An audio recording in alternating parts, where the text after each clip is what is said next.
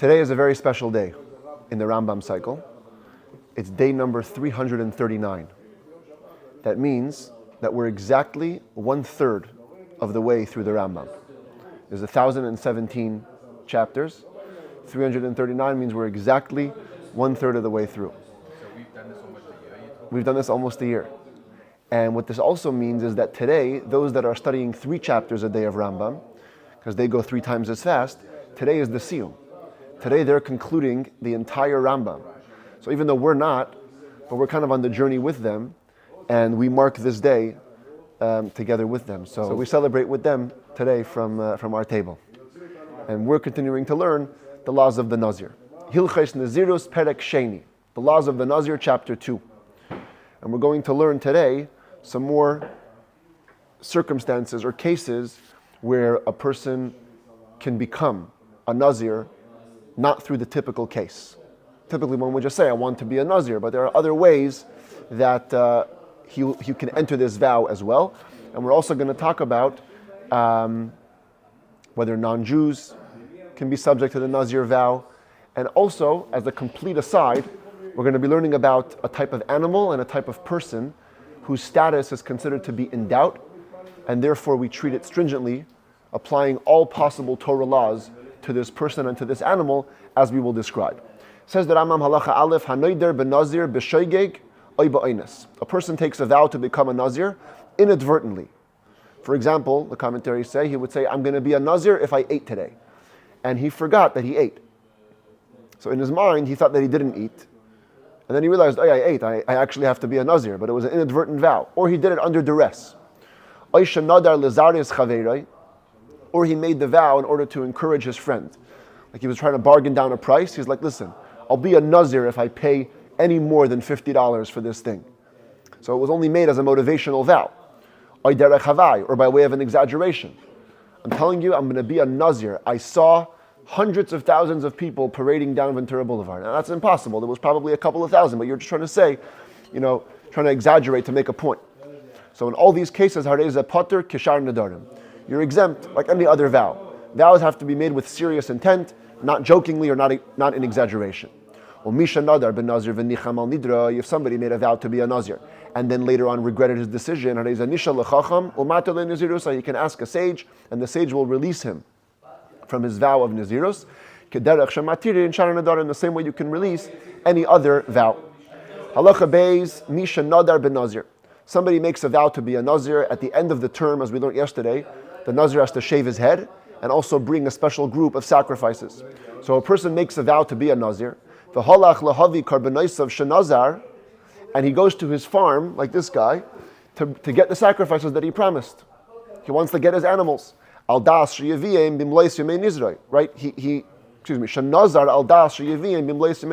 he took the vow of Nezirus, having in mind that he was going to go get those animals and bring them at the end of his term. And then when he comes, Matzan shenignavu, he finds them that they're stolen. Or at least one of the animals was stolen. So in this picture he has a number of sheep, but the one he had in mind to bring for the Nazir vow was stolen. So it depends when it was stolen. If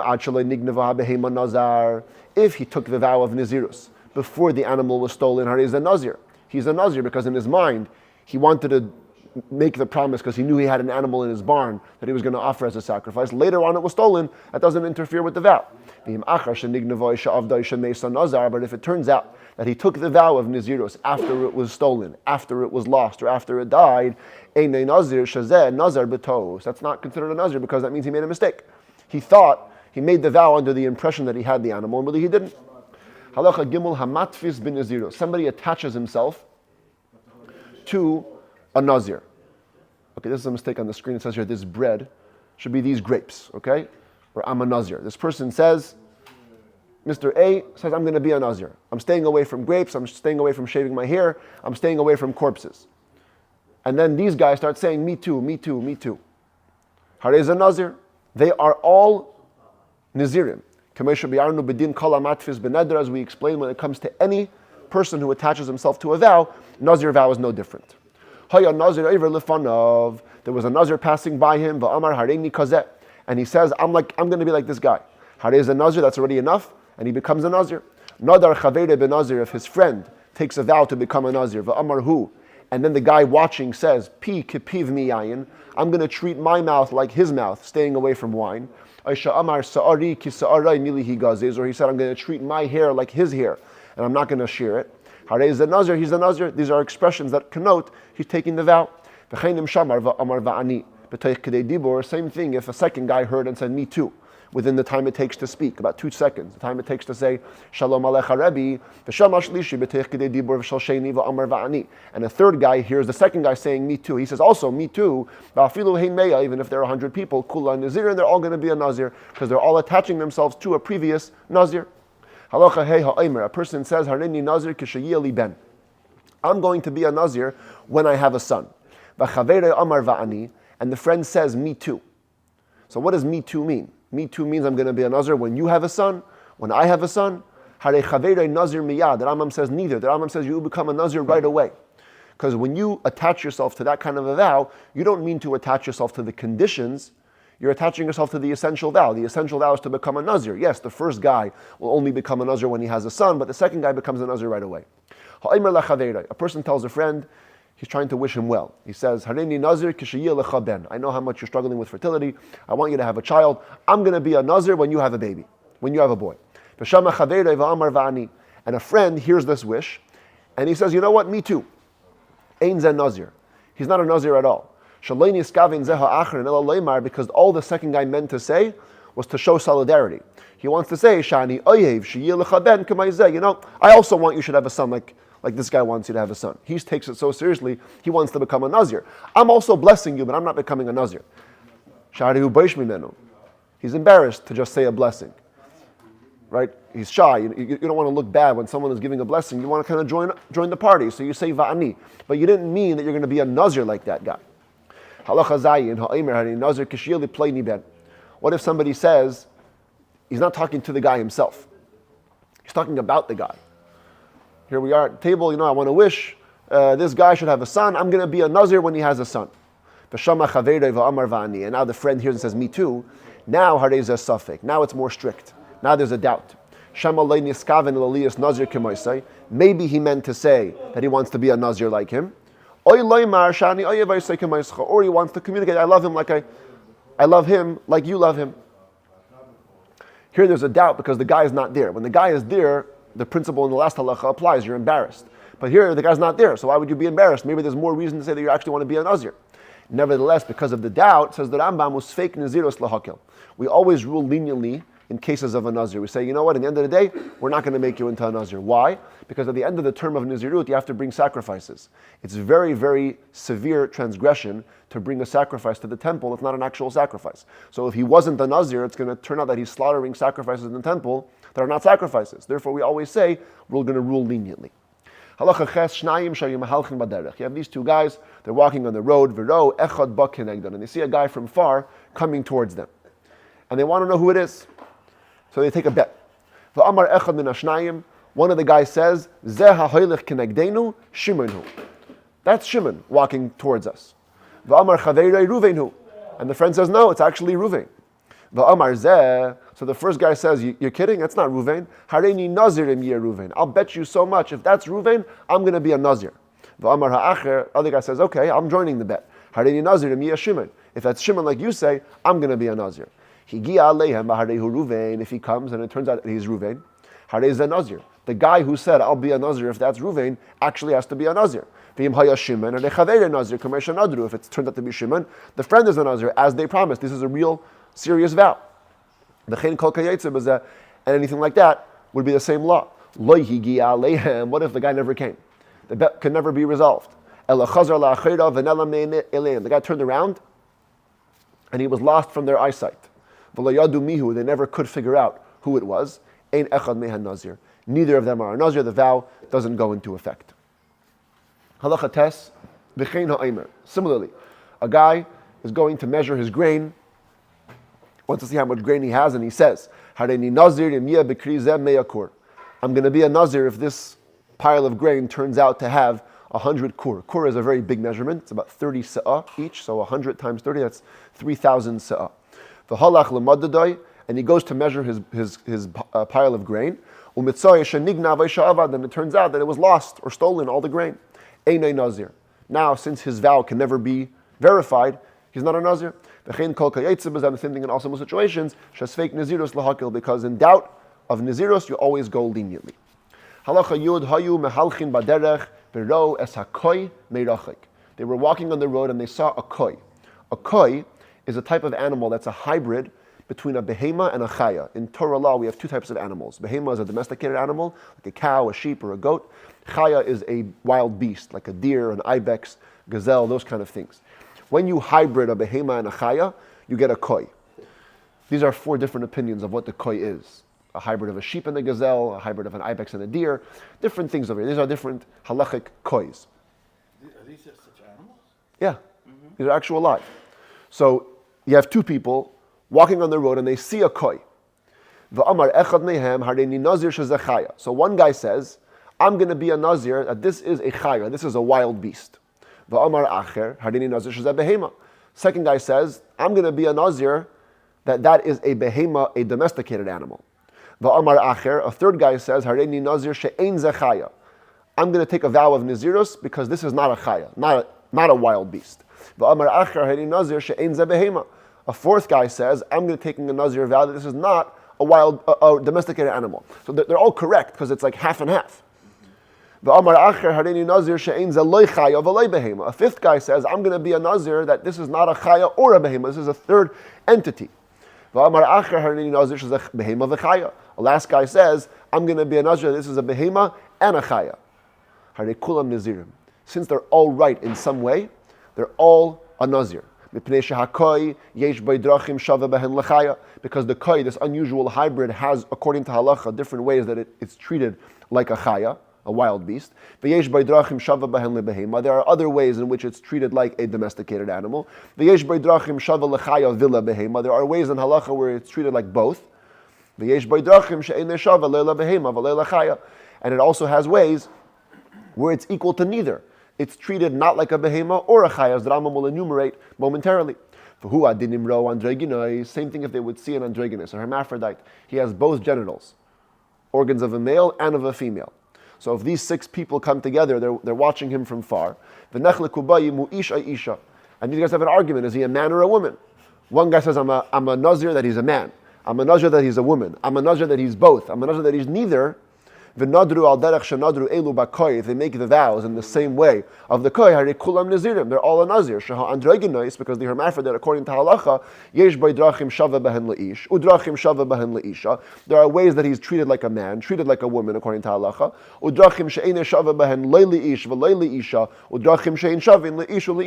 There are ways that he's not equal to a man or a woman, or he's equal to both.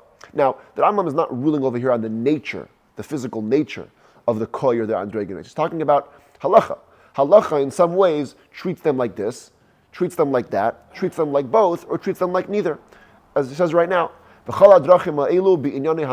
of these different ways, we're all talking about mitzvah topics. Not in his nature or in his birth. We're not addressing the scientific makeup of a hermaphrodite. We're talking about how halacha would treat him. Same thing with the koi, this doubtful animal. We're talking about mitzvah topics, not its nature or makeup. Ketzad, let's give some examples of this. You have to cover its blood when you slaughter it, like a chaya. End of the 5th book, we had the chapter about kisui hadam, covering blood. Whenever you slaughter a bird or a chaya, specifically, you cover the blood, but not a behema. So in this way, the koi is like a chaya. But the forbidden fats are forbidden as though it was a domesticated animal. Only a cow, sheep, and goat have forbidden fats. Deer and all those other animals, they have no forbidden fats. So in this way, we treat the koi like a behema. If you hybrid the hybrid with a behema or a chaya, you transgress the prohibition of kilayim. Right, we're not allowed to hybrid. So if you do, you transgress it both ways. So you treat it as though it's not a behema or a chaya. It's forbidden to be hybrided with, or breeded or mated with this way or that way. And it has to be slaughtered like both an animal, domesticated and undomesticated. There are also other halachas that apply to it. Each one will be explained in its proper place. Same thing with the hermaphrodite. If he has a white discharge, he becomes impure like a man. If he has a red discharge, a blood discharge, he's impure like a woman. He cannot be sold as a slave, neither like men or women. And if a person murders a hermaphrodite, he gets killed like men and women. So that way he's equal to men and women. He also has other laws. Each one will be written in its proper place. You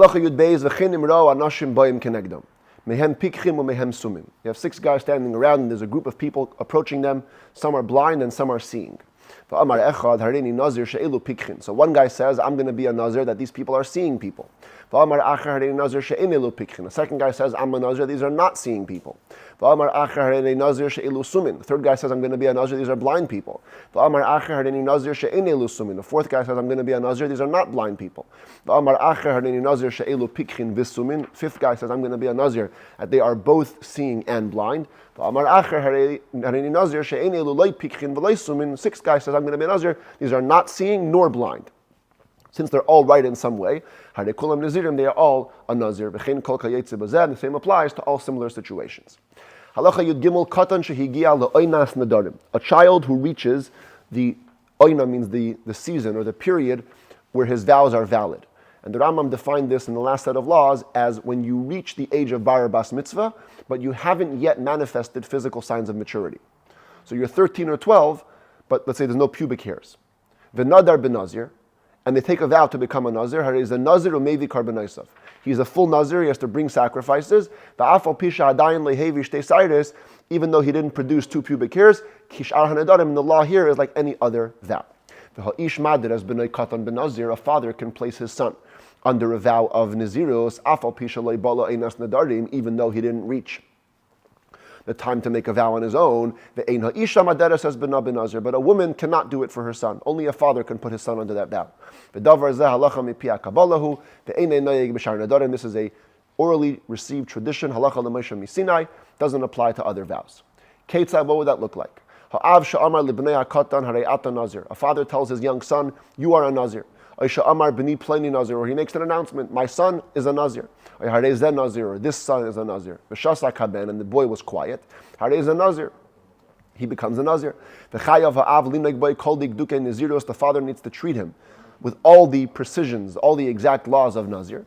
Even if he becomes impure, you have to bring the sacrifices which you would usually bring for becoming impure, as we'll see later in these laws. And if he finishes his term fully, he brings the sacrifices of purity, like any other adult Nazir. But if the son didn't want this, he hears his father saying, you're going to be a Nazir. He says, no, Dad, I don't want that. And he protests it. Or his relatives protest it. Where he purposely shaves his hair, or his relatives give him a haircut. Meaning there's an action that was done that shows the intent that he or the relatives don't want this Nezirus. He's not a Nazir. Till what age can the father put his son under this vow? Till he grows up, until he becomes a man, halachic status of 13 years old.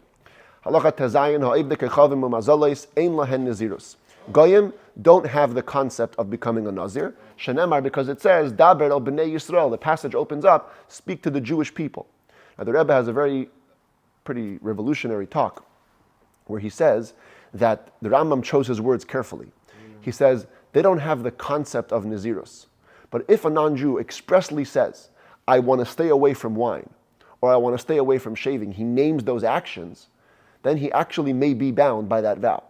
If he uses the Jewish term, Hareini Nazir, that doesn't work. But if he specifically wants to abstain from the acts that are forbidden by a Nazir, he may very well have to abide by that. And the Rebbe ties that into the concept of a Nazir having 2 elements. When a person takes a vow to become a Nazir, he separates from certain things, but he also becomes holy. The Torah says, Kadosh yiyeh. That's the part that's uniquely reserved for Jews. The Jews can achieve that extra level of holiness, but the Goyim could also have that level of prishut, of abstention, and therefore if they take that type of specific vow, like any other vow, as a matter of fact, they would have to keep it. Halacha Yud Zayin Noshim Va'avadim. Women and slaves, Yesh Lahen Nezirus, they are able to take a Nazirite vow. It's clear in the Torah. Look what it says here. Ish ay Isha. There's a comic story that always goes around when, in the early days of the Rebbe in the 50s, someone came to 770 because they heard there was a young Rebbe and he wasn't so convinced that the Rebbe was so great. So he came around and it was clear that he was looking for trouble. So one of the young students in 770 came over to him and said, what are you here for? He says, I'm here to test your Rebbe. I want to see if he's fitting to be a Torah sage and a leader. He says, okay, if you want to test my Rebbe, I have to test you first. I want to ask you a question. Can a woman become a Nazir? Can a woman become a Nazir? The guy starts thinking, quoting pieces of Talmud. It's like, maybe, maybe not. He wasn't sure. And the guy said, listen, it says clearly in the Torah, Ish oy Isha. A woman can become a Nazir. If you don't know that, you can go home. You're not going to test my Rebbe. You don't know the basic verses. A father or a husband can nullify the vows of Nezirus taken by his wife or his daughter if he wants, kishar nedarim, like any other vow. But a slave, if a master hears his slave take a vow to become a Nazir, he can't just verbally nullify it. He has to actively force him to act against his vow. Drink wine. Is there a female pronunciation in Hebrew for Nazir? Nezira. So there's a Nazir Yeah. and Nazira. Yes. So the master has to physically force him to drink wine or to become impure. If he didn't force him actively, he has to behave like a Nazir. If a slave took any other vow which causes him aggravation or will stop him from working properly, or he takes a vow of erchin. That's the next set of laws, where a person says, I want to donate my value to the temple, or someone's value to the temple. Even though a human being is priceless, the Torah does give certain equivalents for different age ranges. So he takes this vow. The master here doesn't even have to force him to act against his will. His vows are meaningless. He doesn't own himself to make these vows. What's this like? It's like me going over to you and saying, you can't eat your fruits. I have no control over your fruits. But if the vow that he made causes no aggravation and it wouldn't stop the boy from working, the slave from working, he cannot force him to act against his will and he has to keep it. If his slave takes a vow to become a Nazir and instead of actively forcing him to act against it, he just says, I'm nullifying the vow. Fascinatingly, yatsa lecheros. By those words, he freed his slave. Because since he's supposed to control him and make him violate the vow, and he didn't. He chose to nullify the vow. That shows that he's removing his jurisdiction from him, and he frees him. And now the slave has to finish his Nazir term. Because for a slave, we're supposed to forcefully make him desecrate the vow, and if we don't, and we just verbally nullify it, he goes free. A slave takes a vow to become a Nazir, then escapes, or walks away from his master's possession. We make him forbidden to drink wine, so we cause him pain, and it'll get him to go back to his master. If he took a vow of Nezirus, completed it, shaved himself, and the master didn't find out, and later on he was freed, by the virtue of the fact that he kept his Nezirus earlier, he has fulfilled his term. But if he took the vow and didn't have a chance to shave himself after completing the term and then goes free, he hasn't fulfilled his vow, he's got to restart. If he became impure, violated his Nezirus, and then went free, he has to recount the Nezirus from the moment he becomes impure. The concept of becoming a Nazir applies during all times, when there was a temple standing and even when not. Therefore, if somebody takes a Nazirite vow nowadays, he is a Nazir lo'elam. He's automatically a Nazir forever. Because we don't have a temple for him to bring his sacrifices when he finishes his term. So he can never get out of the vow. However, even though it applies in all times, Nezirus can only be taken in Israel. This guy that we showed you yesterday, the real live Nazir today, he lives in Israel. Umisha Nazar b'chutz ha'aretz, if a person takes a Nezirus vow outside of Israel, kointzin oisai, umechayvin oisai, lalish l'Eretz Yisrael, v'liyas Nazir b'Eretz Yisrael, kiminyan hayamim shet Nazar. We force him, we find him, we make him move to Israel to become a Nazir in Israel and keep the full term in Israel. Lefichach, therefore, misha nadar bezman hazeh b'chutz ha'aretz. If somebody makes a vow of Nezirus nowadays outside of Israel, koifin oisai lalis l'Eretz Yisrael, v'liyas noyeg sham Nezirus, we force him to move to Israel to become a Nazir, to behave like a Nazir there, ad sheyamus, either until he dies, or until the temple is rebuilt and Mashiach comes, and he's going to bring his karbanot when his Nezirus finishes. Here we connect to the people studying 3 chapters a day. They're studying today about Mashiach. The final chapter in Rambam is about Mashiach. Here the Rambam mentions Mashiach. However, halacha chav beis v'kolz manshu b'chutz ha'aretz, as long as he remains in the diaspora, hareza osr lishtis yayin uli tamil meisim ulegaleach. He still cannot do. He's not free. He can't drink wine, he can't become impure to dead bodies, he can't shave. All the precisions, all the exact laws of Nezirus apply to him. Even though the days don't count. Once he gets to Israel, he's going to have to restart. And if he transgresses, drinks wine, shaves himself, touches a dead body or whatever, something like that, he gets lashes. That's how strict it is. Now, the reason why he has to go to Israel is because outside of Israel, we're automatically impure. The sages made a decree on the land of the diaspora that it's impure. So you have to move to Israel.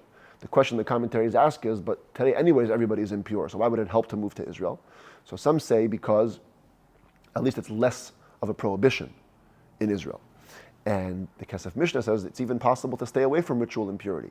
You can formulate your house in a certain way where you never become impure. And so in that way, you have to go to Israel. The point is that Nezirus doesn't apply outside of Israel, it only applies in Eretz Yisrael.